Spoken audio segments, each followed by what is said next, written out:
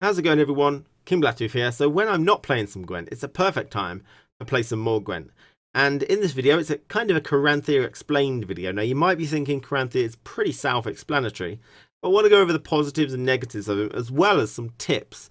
I think there's a particular thing you can do with Caranthir that a lot of people don't know, which I think really helps in some matchups, especially Consume and maybe some of the Nilfgaard type of stuff. So it's really important. I want to share that with you.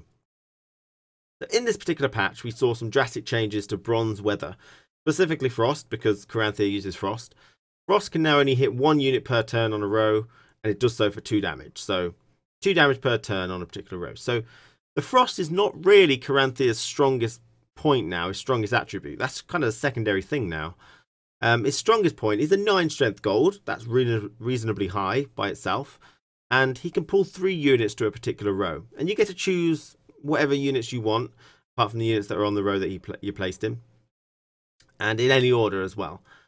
And pulling 3 units down, this can get quite a lot of units on a particular row. So it's one of the main positives is it sets up for lacerate. So lacerates are really good to take with Caranthir, as well as Water Hag, which allows you to choose the lacerate as a choice.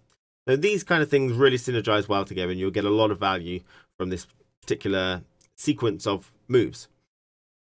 Now, so you've got the frost, which is secondary, you've got the lacerate potential, you've got the 9 strength gold. Now, the tip is when you are picking what cards you want to move, the order in which you pick them is very important.